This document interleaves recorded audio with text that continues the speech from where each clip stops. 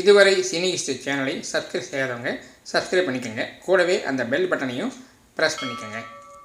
எங்களுடைய வீடியோக்கள் உடனுக்குடன் உங்களிடம் வந்து சேரும். தமிழ் தயாளன் இயக்கத்தில் ஜி பாலசுப்ரமணியன் மியூசிக்கல் படம் கேவி.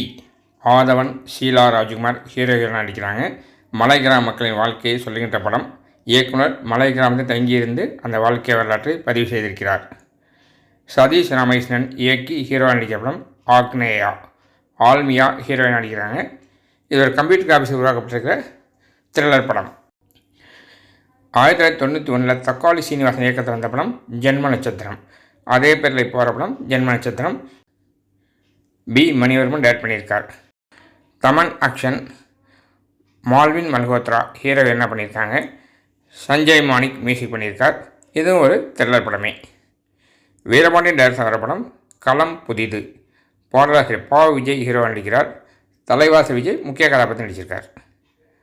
பாரதி சிவலிங்கம் டைரக்ஷனில் இலா மியூசிக்கில் வர படம் சென்ட்ரல். குடும்ப சூழ்நிலையில் கிராமத்தில் நகரத்துக்கு வர மக்கள் எந்த மாதிரி பிரச்சனை சந்திக்கிறாங்க அப்படிங்கிறத சொல்லியிருக்கார் இயக்குனர். காக்கா முட்டை விக்னேஷ் ஹீரோவாக நடிச்சிருக்கார். சோனேஸ்வரி ஹீரோயின் பண்ணியிருக்காங்க. இயக்குனர் பேரரசு ஒரு முக்கிய கதாபாத்திரம் நடிச்சிருக்கார். வாண்டயா டைரக்ஷனில் ஏசி ஜான் பீட்டர் மியூசிக்கில் வர படம் ஆக்கிரமிப்பு. நில ஆக்கிரமிப்பு தொடர்பான பிரச்சனையை மையப்படுத்தி இந்த படம் உருவாக்கப்பட்டிருக்கிறது. ராகவ் மிர்தாத் டைரக்ஷனில் நிவாஸ் கே பிரசன்னா மியூசிக் படம் bun butter jam. Raju Jayamohan ஹீரோவாகவும் பவ்யத்ரியா ஹீரோயினாகவும் பண்ணியிருக்காங்க. இது ஒரு காமெடி பேசிக் படம்.